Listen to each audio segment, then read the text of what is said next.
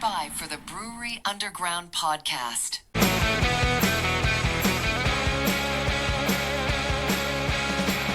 In Asheville's harbor rise, craft and brews will meet the skies. Stephen Scott, they lead the way. Brewery Underground, night and day. Raise your glass, let's ignite. In this city, we unite. Raise your glass, let's ignite. Hey, so imagine what we're doing here today on the Brewery Underground Podcast. We're actually talking about beer, and we're talking about breweries. And Scott, here's a teaser for everybody out there. On the next podcast episode, you're actually going to be talking about your trip to Asheville, North Carolina, a lot of places that you went with folks that you met up in the beer community. But today, this is a precursor to also a personal tour you got when you were in Asheville. So take it away, my friend. Okay. Before I introduce our guest, though, I got a little preamble. Gotcha. I got a little babbling to do. Babble away, babble away. Well, I was actually, and this just came up late this afternoon. I was kind of doing some research and stuff and kind of finalizing this episode. And I was scrolling through our projects on Riverside. And every project is an episode, and every episode has a thumbnail next to it. And I was just scrolling through, and I just got to take in all the people we've talked to from all the various places all over. And I thought, man, we are extremely lucky to have that many people on from all facets of the beer community, from all parts of the country. And I thought, I just kept going through the catalog, and I go, my God, we're building something here. We've got a pretty good catalog. We continue to build on the catalog. And in my opinion, we're doing pretty good stuff. And I just, seeing all those faces when I was scrolling through Riverside today, it made me a little bit proud. A tremendous smorgasbord. It is. We got a lot of stuff. Yeah, across of what we do and the folks that we've interviewed and the folks we've talked to. So it's been a fun ride, and it continues to be. One of the things we try to do on here is we try to educate and inform, don't we? Yes, we do. It's usually our guest is usually doing that, but we try to. Well, I was thinking about that. Yeah. I was thinking about that because I feel like every episode I learned something, and I think in this episode I'm going to learn a lot. We both are. So we talk about all craft beer perspectives and kind of what goes into it. We've talked to a malt house. We're working on a hops company. I don't know when we're going to do about water, but maybe we'll figure that one out later. But today we've got yeast. We're going to talk about yeast. And we've got Pablo Gomez from White Labs out of Asheville, North Carolina with us. And I'm very, very excited about this episode.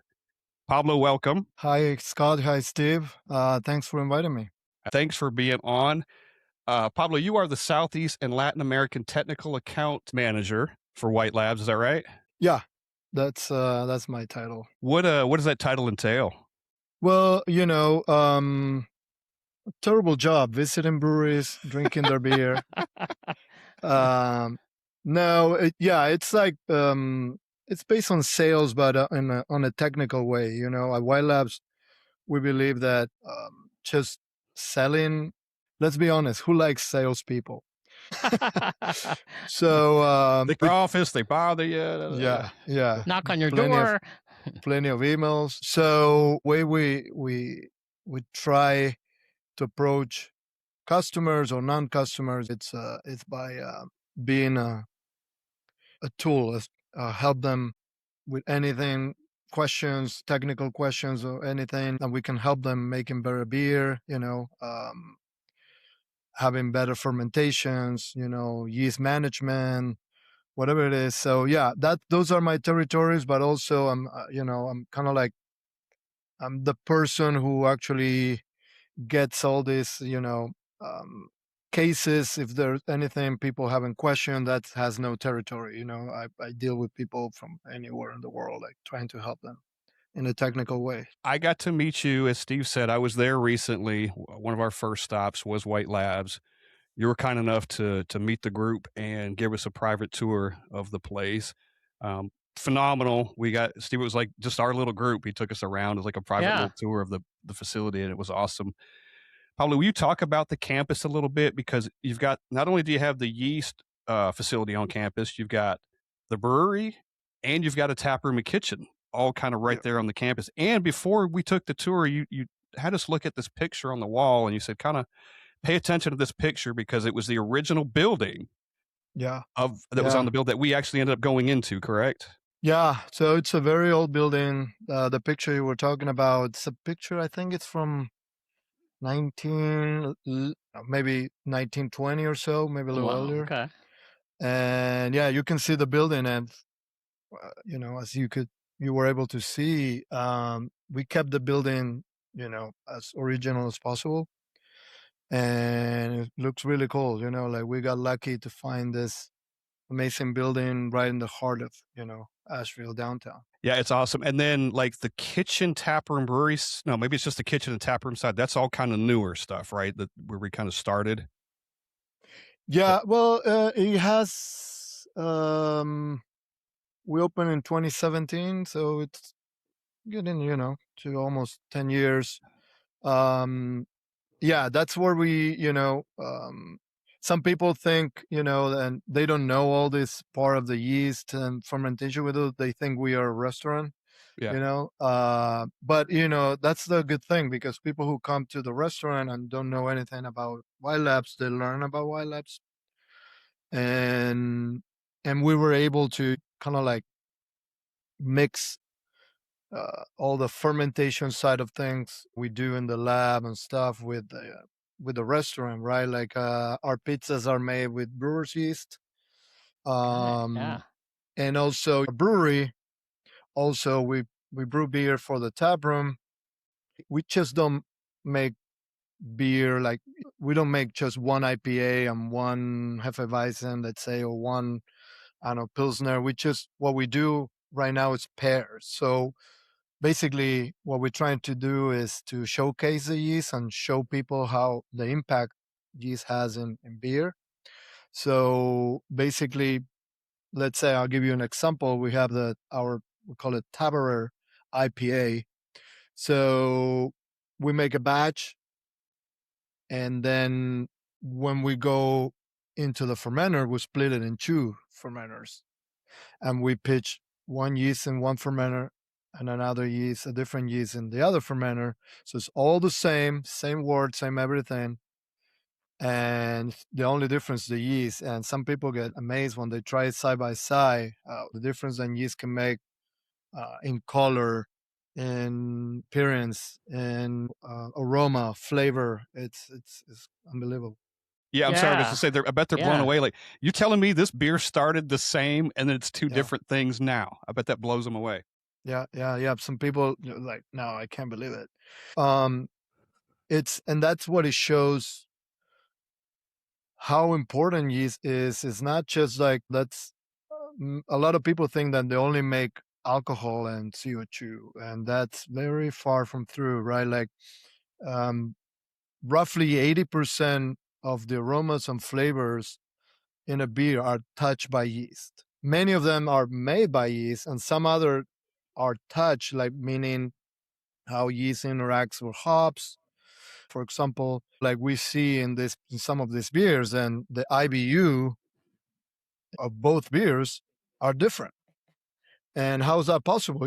Both beers have the same amount of hops, but that shows you how yeast, depending on the strain, how differently they interact with hops. Well, I was going to say, for people that if they go on your website, which is just, I mean, it's extraordinary at whitelabsbrewingco.com, what you were just explaining there, not only is it on your website, but you can click each link and there's a detailed explanation of that. I mean, can you talk about the process just from that alone of who is doing that? Because that has to be very educational for people that are coming in and getting that brewery experience.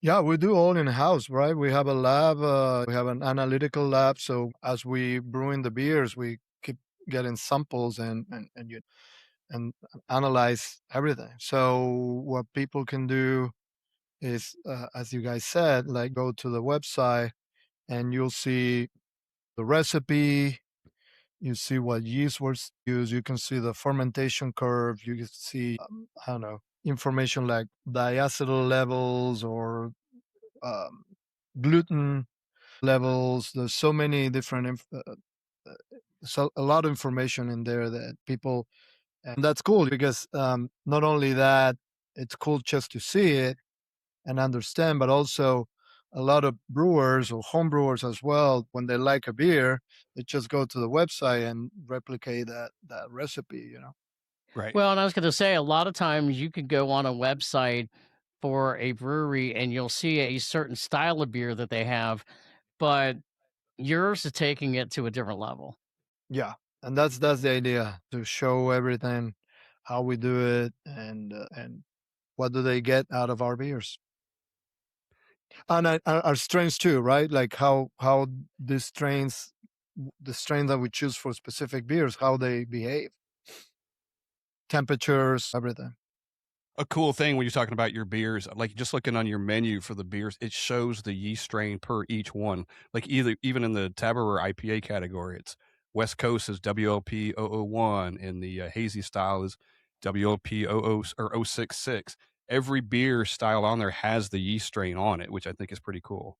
Yeah, that's the way so people can actually learn and see why they like it, right? Oh, I like this one better than this one. Okay, so if they brew, they can choose that strain, or if they just like to drink beer, they kind of start to understand the different types of IPAs, and it's not just hops who makes an IPA different. It's yeast also.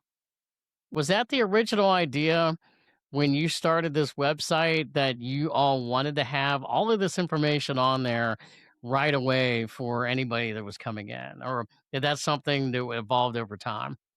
It can evolve over time, but basically we started mostly just by brewing the beer, and we wanted to showcase the yeast. We wanted to, like I said at the beginning, education for us, it's so important.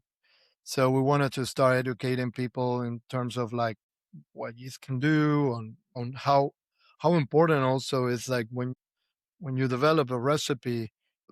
Unfortunately, sometimes, not all the time, but sometimes or most of the time, uh, brewers start thinking about what type of malts I'm going to use, what hops I'm going to use, and this and that. And at the end, they're like, okay, maybe I should use this strain. So by learning this and understanding this, I think you can actually even start a recipe thinking what strain of yeast you want to use based on what you want to do, and then move, you know, forward with the recipe. Are you guys, and probably you specifically, able to tell someone if they called you up and say, hey, I'm looking for a yeast strain that does this. These are my other ingredients. I want it to do this. Are you guys able to help them and point them in a direction? Yeah, yeah, definitely. Yeah, like I said, um, strains are, it's like people, right? Like they all like yeast, right? But we all humans, but we all different, right? Yeah. Yeah. So it's kind of the same concept. So if you're looking for something specific, yeah, we can point it out and help them finding the right yeast for what they're looking. This seems like an obvious question, but for the layman, and Steve and I know the answer to this, but we want for everybody else who's listening, can you tell us what yeast is? Like as a bare, kind of a simple answer, if there is one. It's a single cell fungus, right? That so it's microscopic. You can't really see it with the naked eye, and yeast is everywhere, right? It's not just a labs, right? You see a fruit, you see flowers, yeast is everywhere. Probably you have yeast around you right now. And but the yeast we know now, at least for beer or wine or cider or anything, it's very different than the yeast you can find right now, in the wild, because it has been domesticated, which is kind of cool. It's been domesticated by brewers throughout thousands of years without knowing. right? So yeast are adapting to the environment brewers were putting that yeast on. So they've been gaining a lot of great attributes and they lost some that, for example, if you got yeast from a lab, brewer's yeast, if you throw it in the wild, it probably is not going to survive. Right. And for thousands of years, they almost thought it was until they could see yeast under a microscope. They never really knew what it was. They knew something happened, right? And they knew how to make beer, but they never really knew what that thing was until they could actually see it. Yeah, there was so many theories, right? Like the first, I don't know, my German's pretty bad, but Reinheitsgebot, I think it's called, the purity law, the German purity law. That right now it says that if you follow that law, the only ingredients for beer are like grain, malt, right, hops, water, and yeast.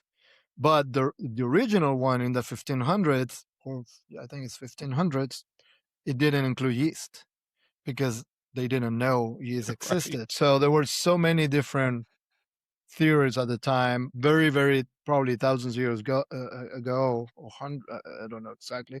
But some people were calling it God is good altogether. God is good, meaning God is good. like they thought it was something from the gods, like giving them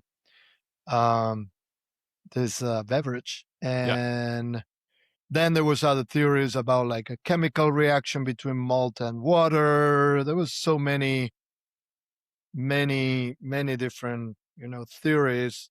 Even when they figured out that there was this microorganism was the cause of the fermentation, they didn't know where it was coming from, right? So they thought it was just some spontaneous generation out of the whatever. It was just spontaneously generate there. They didn't know until like late 1800s with Pasteur was actually the guy who was like, no, it comes from the air, right? And that's why you guys need to clean, because there's other microbes too coming from the air, and if you don't clean properly, you will like spoil your beer. That's exactly right. It's exactly right.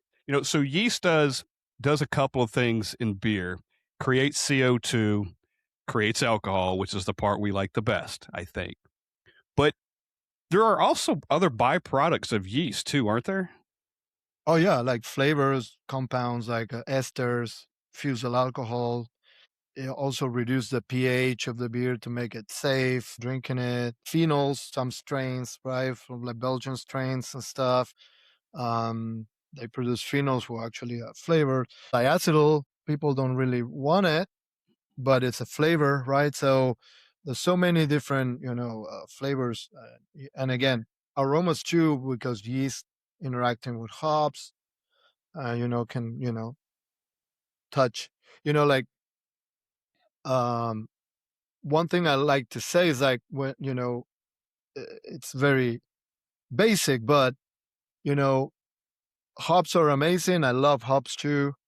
And they smell great. But when you add it, let's say you boiling hops, when you making the wort and you done before going into the fermenter, if you try that wort before the fermentation with all these great hops you added, probably even at the end of the boil because you want a lot of more aroma, it tastes really terrible. It does. So, right. So I guess beer without yeast is bittersweet. Right. It's flat. There's no alcohol. Yeah, exactly. No alcohol, and the flavors are terrible. Like, so whoever's want to make beer or trying to make beer, I'll encourage them to try the wort before fermentation and then see the final product when they done with the fermentation and see that's the magic part. Yeah. You have a lot of folks that are involved in the fermentation process. How fascinated are you to watch them do what they're doing, and are you constantly learning? Oh, yeah, all the time, here at White Labs, we make wort every day. We make a lot of wort every day to propagate our strains. And you see all these people working, making sure we have the right amount of yeast to pitch or inoculate into this vessels. Then we propagate the strains and all the quality control, quality assurance keep points we have throughout the whole process. It's amazing. And the harvest, it's really, it's amazing. Can you talk about the quality control of your yeast? Because you have, from what I can read, 38 checkpoints that goes through the process. Is that right? Yeah. So our process takes about 21 days, roughly. Some strain might take a little more, but we like to say 21 days. That's kind of like a good time we found that we can make the best yeast possible. It's like we're growing these amazing cells, and then they're like super healthy and ready to ferment. So throughout this 21-day process, starts at the lab, probably stays at the lab for about a week, growing in there. We keep our yeast in our cryogenic freezers. They're like minus 80 Celsius. Pretty Okay. cold. Yeah, That's absolutely. kind of like Walt Disney style. I was going to say, you don't want to stick your hand in there. Walt Disney's head is in that yeah. temperature right now. Yeah. Yeah, that's kind of like a good way to keep yeast from shifting, from drifting, from changing, from mutating. We want to, give brewers consistency when it comes to yeast and fermentation, right? So as we know, yeast will mutate. It will start changing, right? That's what happened throughout thousands of years. So if you don't want that to happen, if you want WLP001 California Ale to be the same at all times, that's how you have to keep it. And from them we start moving into plates, growing colonies, then moving into like small amount of liquid media until like we have enough yeast. Then we can go into our main production. And all those days, like, we take samples every day and make tests and stuff, make sure there's no contamination, make sure everything's going the way it should, right? Like, when we talk about contamination, it's not just contaminated from another microbe, it could be contaminated from a different type of yeast.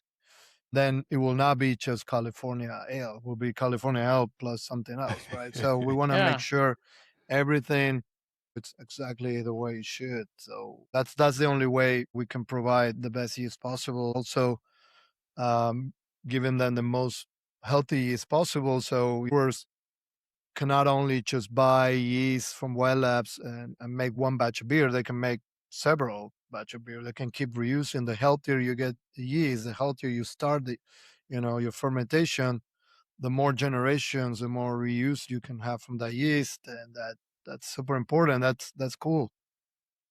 Is that like distilleries do when they kind of carry over a mash or something from batch to batch? Is that same kind of thing where you've got that consistency between, you keep some of the yeast from the last batch and put it into the next batch kind of thing? Is that something different? I don't know exactly, because it depends, because that is if a distiller, it's a good question, because if the distillers are actually fermenting in grain, right, which that doesn't happen in beer. In beer, you just separate the grain from the wort, and then you just add the yeast to the wort directly in a fermenter. Many distilleries do that, but also a lot of more old school, they just ferment in grain. So there is a chance when they pull some of that and add it to the next batch to keep fermenting. Yeah, it's kind of like sourdough, probably a little bit of that. Yeah, I think that process, I might be wrong, but that process in distilling is maybe a sour mash. I really think that's sour what that mash. is. Yeah, that's kind of like more because you want more a little bit of like bacteria also, good bacteria there, like growing. So that's kind of like more of that. But it's not about basically reusing the yeast per se, like brewers. Like brewers, they got all these yeast in the cone, right? And they can harvest that and reuse it in the next batch. Wow, that's something that we hadn't thought about, Steve. The next time we talk to a brewery is ask if they do that. That's actually a really Yeah. great thing, because that helps them, right? They don't necessarily have to buy more. They can kind of continue to use it until maybe the life cycle of that yeast runs out. Yeah. So I would say, I don't know, maybe I would say 90% of the breweries reuse yeast. It depends on the brewery, right? Some they don't brew that often, so yeast. You have to keep it in certain ways to if it's not gonna be fermenting, and you're gonna save it to use in a different batch in 3-4 days or a week or so. You need to keep it in the cooler, cold, without any oxygen, and then that's fine. But no, like if you're not gonna reuse it, if you try to reuse yeast in a month or more, that yeast probably is not gonna be great. As a home brewer, I'm sure it can be done. That's going to take another process or another Yeah. thing to do that I just probably won't keep up with. And there are probably guys out there that do that, but I'm like, yeah, I'm dumping it. I can't. Yeah, I used to homebrew a lot, and I just did it a few times just to kind of like check it out, and it works great for homebrewers, unless you have this kind of cool small like conical fermenters. If you ferment in a bucket or in a carboy, it's a little more difficult because you have to get rid of all the beer first, right? And then ideally you want to leave a little bit of liquid on top of the yeast cake. And maybe if you need, add a little of like distilled water or something so you can rerouse it and make it more liquidy so you can actually pour it out to a mason jar or something and save it. Okay. But And it's then doable, yeah. does oxygen affect the yeast too if in that situation? Yeah, you have to avoid as much oxygen as possible. That's why the more rudimentary you are and with tools and stuff, the less yeast will like last. Yeah. Like oxygen triggers fermentation. The minute yeast sense there's oxygen there, they start using it to start building lipids, fatty acids, to try to start like it's time to grow. It's time to ferment. So, Right. and they start using some of their reserve sugars they have. And if yeast is losing all that, by the time you really need it to actually ferment, it's going to be kind of weak. It's not going to be ready to Right. ferment. With all the advanced research and high standards you have in fermentation, talk about the technology behind that, because obviously that you've had to probably keep up with that over the years. Yeah, at White Labs we innovated a lot, right? Like innovation for us is huge, right? Like try always to push the envelope. Actually, probably it's not exactly related with technology specifically. If you talk about like machinery and stuff, which later on we did, but at the beginning, before Chris White, before White Labs from 1995, before 1995, there was not what people know today as pitchable yeast, right? First of all, dry yeast for beers was non-existent basically at the time. It was just I would not. I think so, right? bread yeast, and it makes pretty bad beer. And then there was another lab before White Labs who actually started making liquid yeast, but at the time, the yeast you could get before White Labs was not concentrated enough. So that's when starters that's so popular among homebrewers became popular because you needed to grow whatever that liquid yeast you were buying. You needed to grow it in order to pitch that into your 5 gallons. So I think what was amazing, now it's kind of like a normal thing, but at the time, Chris White, his first innovation was actually concentrate the yeast enough so you didn't need to make a starter. You could pitch directly what you buy from us, and you have fermentation. So that was a first key. I guess you can call it technological at the time, but then we moved to what we pure pitch. We used to grow yeast in stainless steel, like any other lab do right now. But starting 2013, 2014, we start working in a different way of doing it. We started doing research and stuff, and we found in the pharmaceutical industry there's this films where they grow human injectables, and they're already sterilized. So that means less moving, because when you work with a fermenter like type of like stainless steel, you have to move the yeast a lot. You have to clean it. Now you have to use chemicals. You need to rely on someone cleaning properly. So when we moved to this new technology, we have these films, and they're like, in this case right now, we have like 400 liters, pretty big, and they already come sterilized. We sterilize it with gamma radiation, and then we actually grow the yeast in there, and there's no room for errors of like someone not cleaning properly or contaminated or less moving the yeast around so it can pick up oxygen. Same as beer, right? Like the less oxygen you get beer in contact, it will spoil any great beer. Same with yeast. Yeah. The containers, would you say they're 400 liters? Yeah. I saw them, Steve. It looks like something from a science fiction movie. It really is. You could see through them, and they're bubbling, and you can see the stuff in them. It looks really cool. I just think that it's an interesting conversation to think to 1995 to now, 2026, what people knew then in fermentation and what they know now, and how much better the beer is now. Not to say it wasn't good then, because that's what they knew, right? I mean, look at the evolution of even that. Yeah. Well, Chris White always tell me the story that when he started, there were no IPAs. You can't think of like a beer industry right now without an IPA, Yeah. right? They were like amber lagers. That was the cool beer, an amber lager, not amber lager, an amber ale. People like craft beers were not even making lagers at the time. That was just for microbreweries.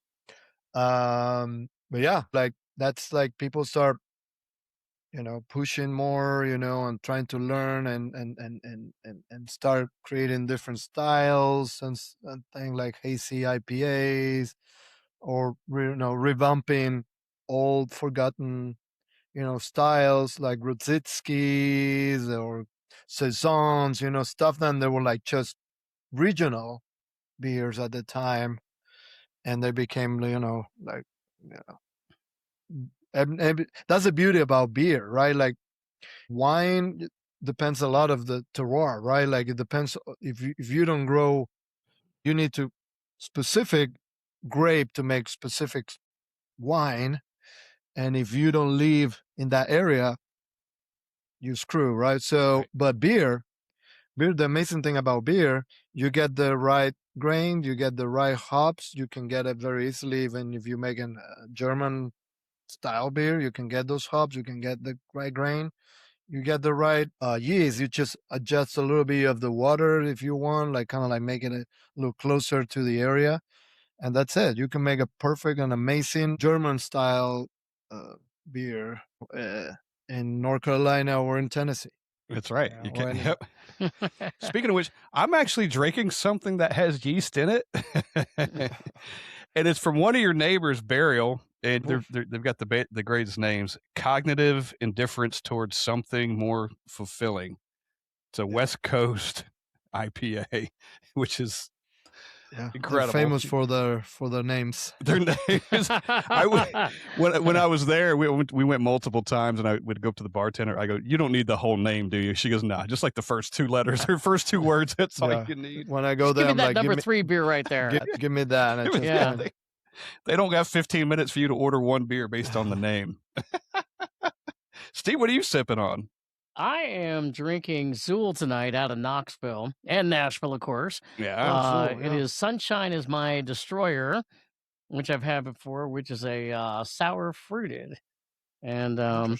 this is basically it's a gluten-free sour with red raspberry, lemon, vanilla. It's got everything in it. Got It's everything. tart, but it's good. It's got I 4 enjoy it. fruits. Yeah. See Pablo, the I know color you're scheme on this. Yeah. Pablo, you're at work, and I see you. Maybe you might not be drinking a beer. I hadn't seen you drink one, but you probably had a few tastings at work before, right? Since you guys brew beer. Oh yeah. Yeah. We have like shifties, we call it. When we're Yeah. done with our shift, we have beers at the taproom. It's great, like that's another great thing. Like you'll see a lot of employees finishing their shift and sitting at the taproom and having their shifties. It's great. And asking question and the brewers and the accountant maybe also sitting there too and discussing the beers and yeah, that's a great thing. Like this is an industry that you can have a beer at 11 a.m. and nobody's gonna look at you like you're a weirdo. Everything is okay then. I know. Pablo, curious, how long have you been with White Labs? It's almost 10 years. Okay. Yeah. Did you start at what you're doing now, or did you start in a different role? No, I started what I'm doing now. I was a little less technical, I guess. I learned a lot during this 10 years. I was always, even when I was making beer, I was always hooked by the fermentation, the cold side, right? Like even when I started home brewing, like every home brewer, was like, maybe I'm going to invest some money and buy this big, nice, pump, systems, right? Pretty expensive, right? And then talking with my local homebrew shop, this guy, said something to me. He's like, you spend the money however you want, but why don't you start spending money first on your cold side? Get a better fermenter, try to see if you can find a way to have temperature control, and you'll realize and you don't need all this fancy equipment to make wort, right? So I heard that advice, and my beer went from terrible to really good. So Yeah. because I'm not saying that making good wort or making wort is not important. What I'm saying is like where you make the difference, it's in the cold side, right? Like you can make the best wort possible. You can check you hit the right sugar content, you hit the right pH, everything went perfect, and then you have a terrible fermentation. Probably the beer is not going to be good. And you can make like I made great beers, and when my mash got stuck, I was like pulling wort with grain. I was getting dark. I was like, man, I'm just whatever. I'm just going to throw this in the fermenter, but I'm going to make sure my fermentation is good and the beer turned out great. Yeah, that's where I'm at with home brewing. Is I need to invest, upgrade my cold side, whatever that. I don't really have one. It's more, I've really just done ales and just kind of did the room temperature thing. But I tried a lager once, and I tried to reverse engineer my refrigerator, make it warmer. It didn't quite work that way. So, and I would like to be able to make some kind of lager or something. Yeah, there are ways without spending a lot of money. Then you can actually. I would start with like you don't need a conical fermenter, right? Unless you're gonna be, but just a stainless steel fermenter that will make a big difference, and then something that you can actually control better the temperature. Yeah, I did last time I brewed. I did something different. I fermented in a corny keg, and then transferred it to another keg for serving. And the main reason for that was oxidation. It didn't touch the air into secondary. And then that was my serving keg. So that was kind of cool. It did make a little bit of a difference. I sometimes think it has to be cool when you're sitting around and all of a sudden something else has been brewed, fermentation, there's been something new. You ever tease your buddies about, you know what? We got something new on the horizon and I've already tried it. You think this beer is good now? Wait till you try it next time. Yeah. Yeah, it happens happens a lot. Like everything, right? Like the beer people making right now could be great, but then maybe choosing a different type of strain of yeast will like improve or get more for what they want. But like it's up to what they want, right? Like and I think the biggest challenge we talk about home brewers, I think the biggest mistake that I made too is like as home brewers, we you just make a different beer every time. So you never really nail the beer you want unless you're really good at it and you're happy. But in general, once I stopped that craziness of making an IPA, the next time a saison, the next time a Belgian quadruple, the next time whatever. Uh, Once I stopped that, I'm like, okay, I want to make a good IPA. So it's like work on the IPA, work on the recipe. You're gonna make it first. You're gonna try and like be, I don't like this, I don't like that. So then you make adjustment. That's why taking notes, knowing all the parameters, temperature. The worst thing you can do as a brewer is say like, "Oh, this working. I'll remember next time." You're not gonna remember. You never. There's no way you're gonna remember. Yep. Just take notes, and it's amazing. Next time you look at it, and you're like, "Oh, yeah, I'm on the right path, or not. I need to adjust this. I need to adjust that." Until like you find the beer you like and how it tastes, and then you just repeat it. Yeah, you dial it in, and I think that's where I need to go next, is to kind of not necessarily perfect, but work on one style and dial it in and make it better and better every time. Because Yeah, I do the same thing. I jump around.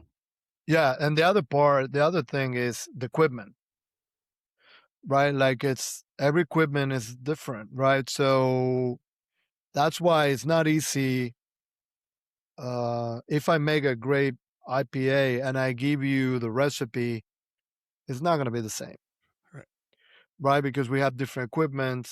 That's the reason why breweries, when they just open, I always try to give them 3 or 4 months before actually judge them as a good or not good brewery, because they need to learn the equipment, and that's very important. Yeah, it might be a larger scale than they're used to, or just dialing it in. Yeah. So many factors. Yep. There's something you guys have, and I think it's mind blowing. Maybe it's all the same to you guys, but I think it's awesome. It's called, is it Modigen D? Yeah. It's like your next generation line of bioengineered brewing yeast. And what I think is awesome about this is designed to eliminate diacetyl before it even starts. Like, that's a game changer. That's huge. Like, that's going to take the work out for like most home brewers or even brewers in general. Can you talk about that thing? And let me say Yeah. real quick, not to miss the headline, but it's a really big headline on your website. Like, so look at this. This is a game changer. So Scott's not just reading it off. I mean, it's Yeah. actually on what you all really are promoting right now. Yeah, it's a thing. It's a problem people have. Brewers have with diacetyl, and it's like, if you could eliminate that, holy shit. Yeah. So to follow up on that question too, how new is that for you all, and where has it gone from other folks that are interested in using that? It's pretty new, has a couple of months only. So we decided to go into bioengineered strains. All our life, we just make natural yeast and stuff. But why not, right? Like it's kind of fun. And so if you want, I can explain a little bit how diacetyl is formed and all that, how it works. Please. Basically, yeast doesn't really produce diacetyl. What happened is yeast during fermentation produce a precursor called alpha-acetolactate. This precursor drips out of the cell into the beer, and by oxidation becomes diacetyl in the beer. Now, if you have yeast in suspension still and it's still active, the cool thing is that yeast can reabsorb that diacetyl and convert it in a different compound that has no flavor or aroma or anything, right? So that's why diacetyl, the problem with diacetyl is like diacetyl is going to be formed all the time. If there's fermentation, there's going to be diacetyl formation because yeast is going to produce this alpha-acetolactate. It's going to excrete it out of the cell into the beer, and diacetyl is going to get formed by oxidation. Now, the problem with when you actually taste diacetyl smell in a beer is either you pull the yeast before was actually able to reabsorb it, or you cool down really quick and now yeast is not very active. You crash cold and then yeast is not active and cannot reabsorb that yeast, that diacetyl. So that's how diacetyl gets formed. So the cool thing about this, the Modigen D, is like basically there's an enzyme called ALDC that, there is a product that you can actually add right now outside. Like you just add it to your fermenter. And when yeast created this alpha-acetolactate, this enzyme will convert, convert this precursor into the compound that has no flavor. So it never becomes diacetyl, right? So you add it to the fermentation. Now this is cool is like all that is happening inside the cell. So by this bioengineered yeast, is actually producing this enzyme, this ALDC enzyme inside the cell, so it won't let have this conversion. So basically, the yeast is not excreting any alpha-acetolactate and becoming diacetyl outside the cell. That is absolutely me. That is science at its best. It is science at its best. And again, I'm looking at your website. There's a whole section, frequently asked questions, everything. My question is, was this research that initially you all set out to do and wanted to come up with? And if so, how long did it take for you to come up with this yeast? No, there are other labs doing it too. I guess the difference there's different ways of doing it. One is called CRISPR. That's the most used by other labs, but we use a different one called Krelox that we think works better. I don't want to go really deep into why, but basically, in a nutshell, we've seen that with this method we using, which it's doing it right now. You can repitch yeast this yeast better. So more generation. Nowadays cost is a big thing for breweries. Unfortunately, the industry is not as strong as it used to be. So that's what we want. We want people to buy great, amazing yeast, but also be able to reuse it many times and reduce the cost. Can that new yeast be used in different styles? Is it going to be kind of catered for different styles, or is it kind of one size fits all? No, yeah, it's not a different yeast. So it's basically we chose 4 of our strains and work on this. So one is the California, one is the London Fog, the other one is the German Lager, the 830, and the other one is the Vermont strain. So we chose 4 strains, and we work on this bioengineered strain. So if you've been using Cali, it's gonna be the same Cali, but the only thing is like it's not gonna let this diacetyl. Right.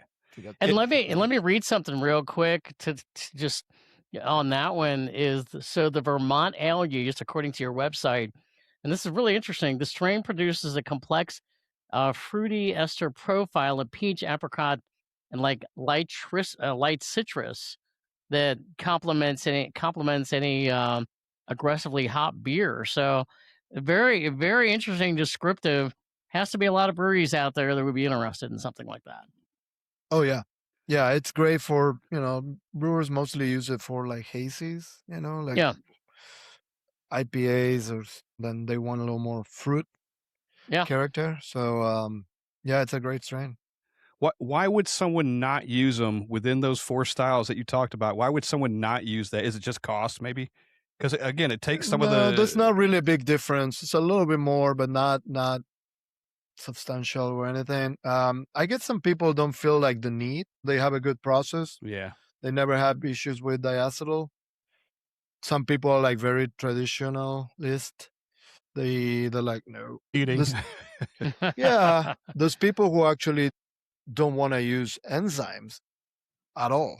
Like enzymes to do different type of jobs, then they can make the beer better, or like there's enzymes to reduce gluten, right? There's enzymes like this one who actually avoid diacetyl formation. There's many different enzymes who do different jobs. The enzymes who actually cut down sugars, right? If you want to up your ABV in a beer, or if you want to have like close to 0 sugars, you can use glucoamylase enzymes, right? We call it ultra firm White Labs. And so it cuts down maltose or any more complex sugar all into glucose, so yeast can eat everything. So there's some people, no, I don't want to add anything, right? That's more like a German point of view, right? They don't. So German, if you follow German brewer, if you follow the Reinheitsgebot, you can only use water, hops, malt. and That's yeast. it. Right. You We've better have learned that. Yeah, you better have that process figured out too. Yeah. Yeah, They that's know what funny. they're doing. We can speak on that because we had the folks on from Hofbräu House earlier this year, and they could talk about that. And Scott, you've been in Germany, not exactly a whole big craft beer mecca there. They're doing what No. they did Well, hundreds of years traditionalist. ago, and they're Yep. sticking to the same couple Yeah. ingredients. It's a working formula for sure.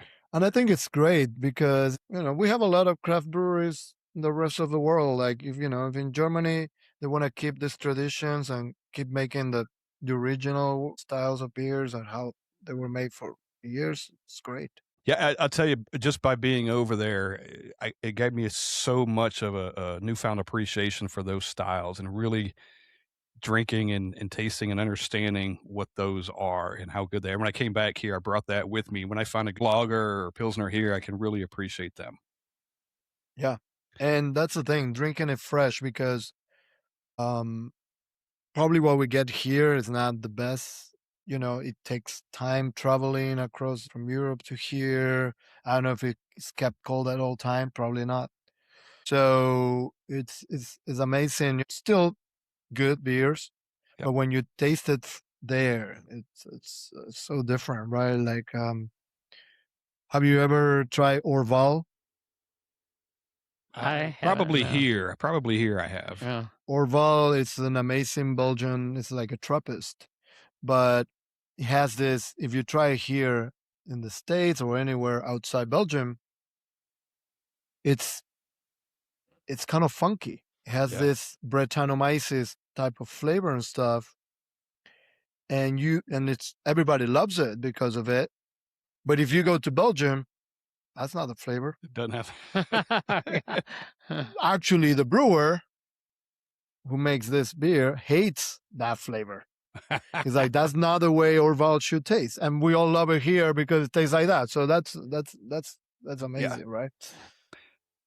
Guinness is something along those lines where I was in Ireland, had it over there, fantastic. Come over here, and it comes from there. It's brewed there. You don't brew it here, so it's brewed, but I think it's just a freshness thing at the end of the day.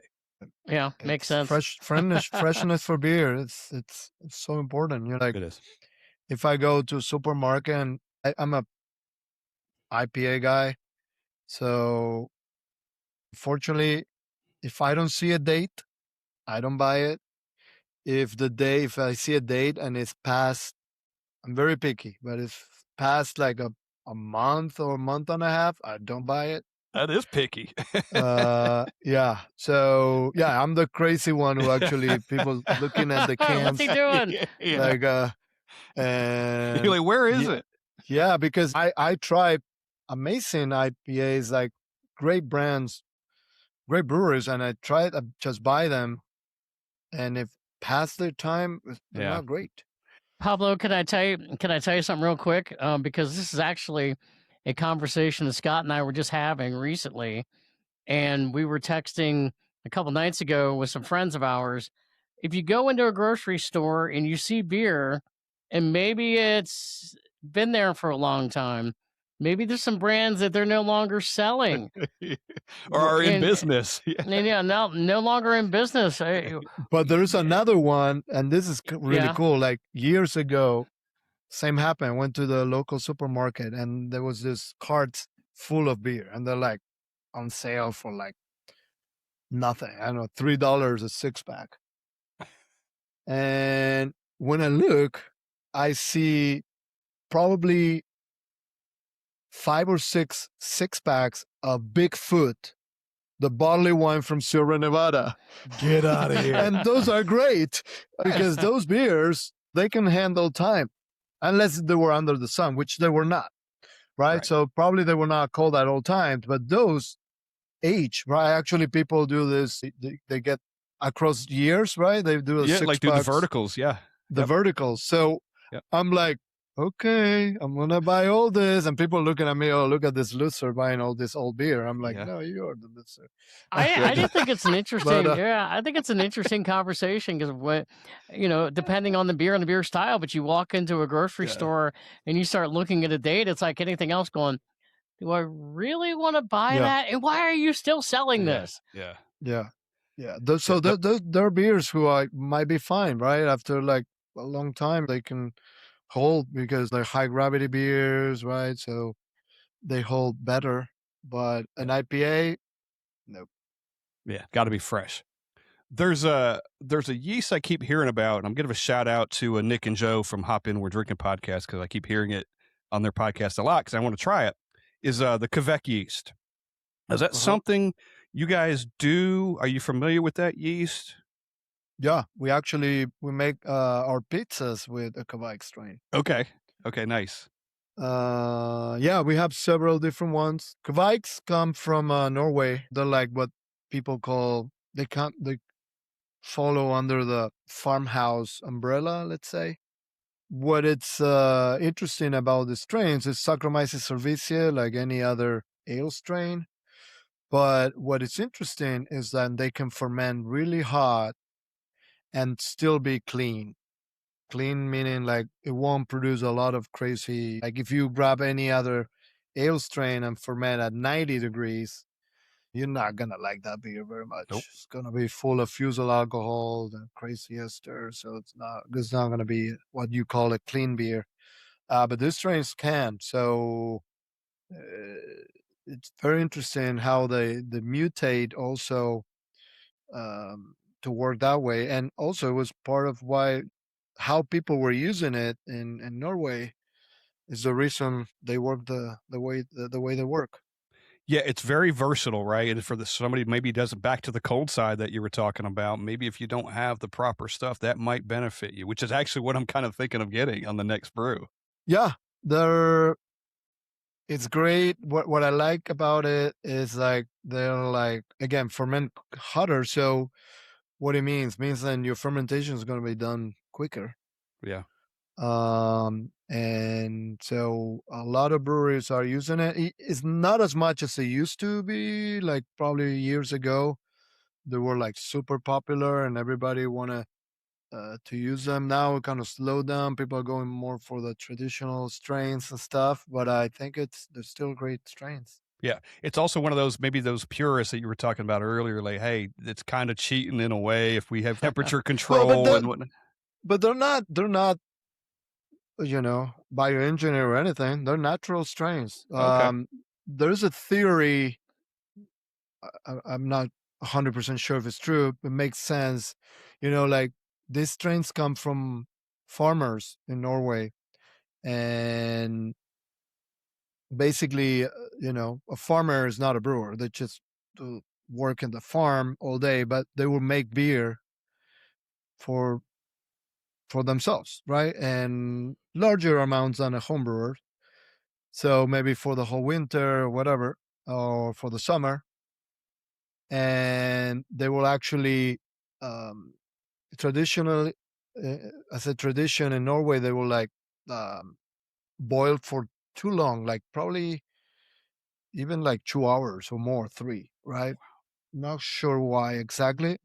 They will use juniper and different type of adjuncts and stuff, kind of different. But the theory is that they've been basically working on the farm and brewing at the same time. So on the farm, you don't have electricity, or at the time they didn't have electricity. So you start working on the slide, you go to sleep when it gets dark. So probably boiling for that long and not having a way to chill that to the right temperature, they probably started adding yeast at very hot temperatures, probably around 90 or so. So yeast start adapting to that temperature and Wow. start working, So that's what's amazing about yeast, right? Like same as what's talking earlier, yeast basically adapted to what we wanted, and if Peter goes, oh, we don't like this beer, toss the yeast away. Oh, we like this beer, reuse the yeast. Yeah. So that's how yeast, Yeah. started to, evolve and change, Yeah, that's cool. Something, and I know you guys, and maybe most people do know you from liquid yeast, White Labs. Do you guys do any dry yeast? Yes, we do. You do? We have Okay. a few strains in dry as well. Yeah, our main thing, main core, uh, everything is liquid yeast. But we wanted to also some breweries like dry yeast, convenience in dry yeast in terms of maybe shelf life.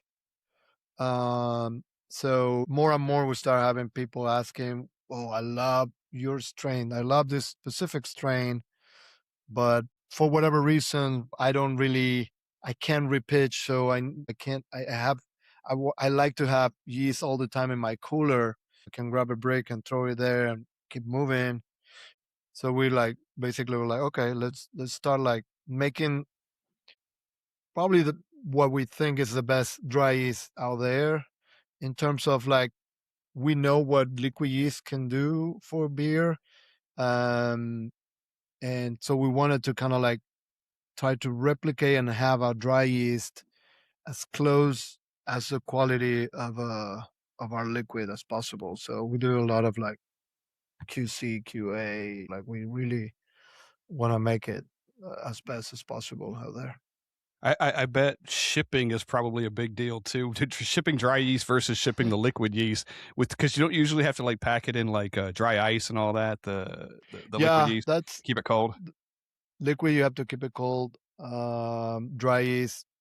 Usually, if you're gonna keep it, it's always better to keep it cold. But if you're gonna ship it for a day or two or so, it's fine to ship it It's okay. at room temperature, whatever it is. Are there some other pros and cons between dry yeast and liquid yeast, just in general? Personally, I think I like liquid yeast. I think it can express flavors and aromas better. There has to be a difference, right? Like liquid yeast is produced daily, freshly. It's like going to the farm and squeeze milk out of the cow and Good analogy. right. It's like Good. we make small batches every time. When it comes to dry yeast, you make tons of that dry yeast. It's liquid yeast and you dry it basically, right? So you extract all the water. And again, I think if you will ask me 5 years ago or maybe a little more, I would be like, oh no, I don't want dry yeast at all. I think dry yeast became really, really good right now. And like people been learning how to dry it better and keep it healthier and stuff. So that's what I was saying. Like when we did the first test for dry, that's what we wanted. We wanted to be as close at our liquid as possible. And I think we did a pretty good job. I've got a personal question for just home brewing. Can you pitch too much yeast in, say, a 5 gallon batch, like if I put 2 packets in, does that hurt anything at the end of the day, or is it just Scott's asking for a friend. I'm asking for my next No, batch? if you add 2 packs, it will be fine. Actually, probably it's going to be great. Yeah. When you overpitch is when you can overpitch if you actually grabbing when you reuse yeast, because yeast can grow like 3-5 times. So if, let's say, a case of overpitching in a homebrew level, let's say some people, which I think is a little nasty, but some people still like rack the beer out of the fermenter, leave the yeast at the bottom, and then pour some wort on top of it. Then you can overpitch, because think about, like, you added X amount of yeast to have a good fermentation. That yeast grew 3-5 times. So now you have 3-5 times more cells.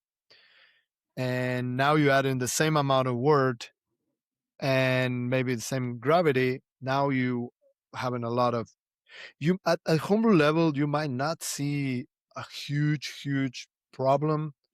It's mainly for pro breweries when they're trying to reuse yeast, and if they continually overpitch, what happens is that you have so many cells, then yeast, that's for the amount of sugars you add in, they don't feel the need to grow much. And they're also competing a lot for the nutrients, and there are a bunch of them, so they don't grow properly. So you ended up, if you move it, you using 1, 2, 3 generations, you ended up with very old cells and no new cells. So a good balance is like you need a balance of old and new cells at all times to have great fermentation. It's like humans, right? If suddenly there's no young people, all young people disappear, and we're just old people, we're not going to last long. That's gone. Yeah. A good balance is good. Okay, so but for my thing, if I pitch 2 packets or something, but when it comes from the labs, you usually don't have that much cells. Pablo, you might actually need to visit grow. Nashville and watch Scott brew some beer sometime. Maybe you could help I'd be a him little out nervous. He could probably throw me some pointers, I'm sure. Yeah, that would be fun. Oh, we don't want to keep you forever. I got a couple fun little things at the end, and Steve might have something else after. If you wouldn't mind, we'll just go through a couple quick answer kind of things. Sure. Be a little fun. All right. Any misconceptions about yeast? I think that all yeast is made the same, or all yeast are.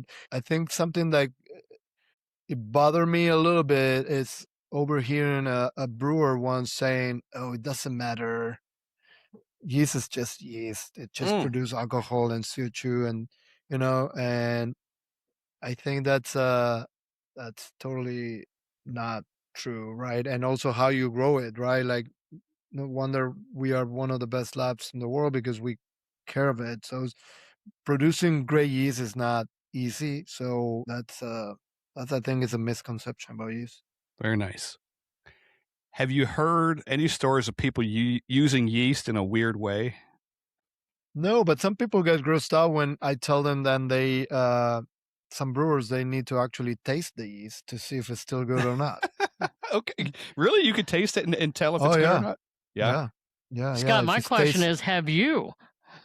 I have tasted yeast. Yeah, it's crazy. I love the smell of yeast, and the taste. If it tastes a little fruity, a little estery, that's fine. If it tastes, it's like anything, right? If it doesn't taste good, or tastes a little weird, that's telling you that it's not great. So okay. So you just learn by experience what a good yeast tastes like versus what something maybe has gone bad. Yeah, brewers will know. It has to still taste fresh. Yeah, you'll know if I put in front of you good yeast and not good yeast, and you taste it, you know immediately what I'm talking about. Okay. Two more quickly. If yeast strains had personalities, which yeast would be the diva and which would be the rock star? The diva. Well, I think it's like maybe the English strains might be a little more of a diva. Just, I don't know. just saying, because they've been forever, but what they have is that they tend to like consume the sugars and then flocculate. I'm like, I'm done with this. So that's why usually English styles of beer, they're accepted to have a little bit of diacetyl, right? If you try a pale ale, like some of these famous breweries in England, they have a certain amount of diacetyl and it's fine. And it's because these strains, they flocculate so hard, like they ferment and then they drop and they make like this big amount of yeast at the bottom of the tank. And if you don't have, like we were talking before, if you don't have yeast active going there and you have diacetyl in the beer, there's no yeast absorbent. So I think that they become a little bit diva by like, I'm done whenever I want to. Yes. And I think a rock star is the Cali.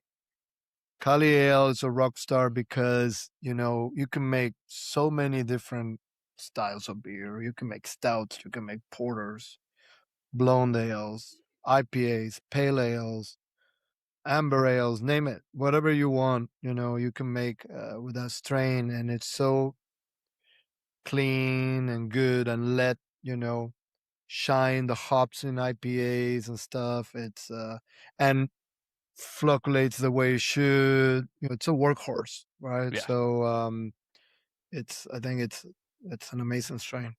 Yeah, I Making me can thirsty appreciate- there, Pablo. Making me Yeah, thirsty. I can appreciate that. I think one of the first White Labs or first kits I ever bought, it had the White Labs in it. It was the California ale strain. For It's sure. still is the number one strain we ever start producing, and also still our number one selling strain. So Nice.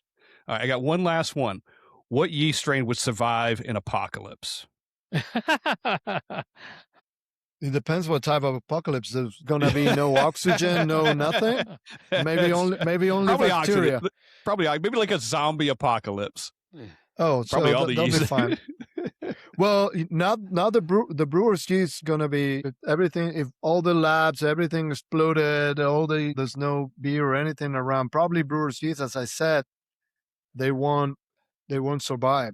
Maybe if you're talking about brewer's yeast, maybe Belgian strains might be able to survive because Belgian strains are very interesting. If you see the tree of life in yeast, they're the closest one to wild yeast. And that's the reason they still produce phenols, because yeast need to produce, like any yeast in the wild will produce phenols. Phenols are a way for them to survive in the wild. When they produce these phenols, they kind of keep away other microorganisms fighting for their food or nutrients. But brewer's yeast, because we adapted for so many years, they lost the trait of making phenols, and we like them because of that. Otherwise, all the beers were like phenolic. But not having that attribute of making phenols, they will. Let's say the cryogenic freezers breaks in the apocalypses, and they're free. They're not gonna last very long. Not gonna They last can't that live long. in the wild. Yeah, the Brettanomyces will survive, Okay. even though they're from a lab. They will survive. Bacteria will survive. So they'd have to start the beer brewing process all over again. Yeah, yeah. The wild. Maybe they Well, I don't will get- start domesticating us, Yeah. kind of like That'd be a hell of a sci-fi movie, with the wouldn't it? dinosaurs, humans, and then The yeast. Yeast.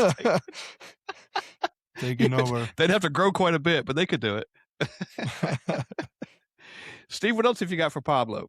I just got one other question.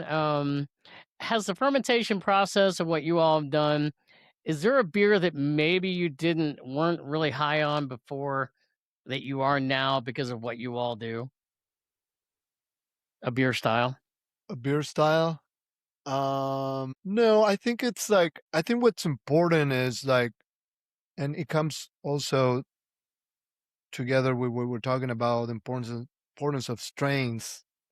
I go sometimes to breweries and I get it. Sometimes they can't really use so many different types of strains, right? It's expensive, or they don't have the program to like reuse it and stuff. So sometimes I got breweries who like, oh, try my Kolsch or try my Hefeweizen, but I don't make it with a Kolsch strain or Hefeweizen strain. And there might not be a bad beer, there might be fine, but it's not a Kolsch, it's not a Hefeweizen. Yeah. So I think you might get away with some other styles, right? But if you want a Kolsch, you want a Hefeweizen, same as like, it's not the same an English porter than American porter. And basically the difference, yeah, you can use hops, English hops or American hops, but if you use the wrong yeast for an English porter, use an American for an English, you can tell. That's one of the tests you do. I'm a BJCP judge, and that's one of the tests, right? Like they serve you a beer, and you don't know what it is, and they ask you, is it porter? Is it English porter? Is it American porter? You have to kind of like know the difference, right? And that comes in the basically, yes, you can maybe notice some attributes from the hops, but mainly, at least in my opinion, I can tell like, oh, this is a little more estery. I can maybe had a little hint of maybe diacetyl. This might be an English, or it's super clean.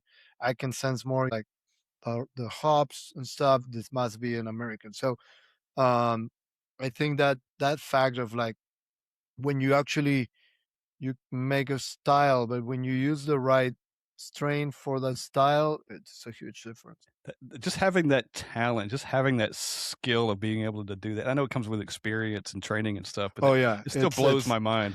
No one, I'm telling you, I was like, I regret it. I really, if I have to go through all that again, I won't do it. But because, but it's amazing. You like at one point you're like, no, this is not for me. Probably I'm not good at it, and it's not true. Anyone can do it. It's just difficult. You have to learn new thing. You have to like. Yeah. But I think out of all that, what I'm more proud, and it was part of the thing, more of like identifying, which is kind of cool. If you can identify enough flavor and say, oh, this has this has that, it's amazing. But in my opinion, if I have to choose something that from all that training and stuff, and also been drinking a lot of beer for many years and working in the industry, it's like the fact that I can tell between a good beer and a bad beer. And that for me is the main, if I have to choose one of the attributes, it's that. And because there's nothing worse than a brewer who doesn't get the difference between a good and a bad beer. I think it's so important, right? Like if you want to call yourself a brewer, it's as important as knowing how to make wort or ferment and stuff. If you're blind to anything, you don't know the difference between a great beer and a subpar beer, that's sad, because you can't do anything about it, right? You can't really work on it and make it better. I think that's a amazing or like very important attribute a good brewer should have. That could be tap lines. That could be not proper clean glassware. Even those could be many things. things. Yeah, could be many things. But at the end of the day, like as a brewer, you should be able to say, well, this is not as good as I should be. And maybe when you don't say it or whatever, you work on it. But I think that's important. You have to understand it's a matter of like caring for the industry, right? Because you are the brewery who all the locals are going to and drink. And if you're making bad beer and you don't know you're making a bad beer, now all the locals think that craft beer tastes like that. And that's kind of sad, right? And and what is funny is like they might be doing great business because people don't know. And they like what they like. So this is kind of funny, maybe to close the show. of the episode is like, I got a brewer who told me once, it's like, the importance of beer and a good business in a brewery is like being consistent. Consistently good or consistently bad. But being consistent, because if you start changing things, people will now come to your tap room. I'm like, okay, great.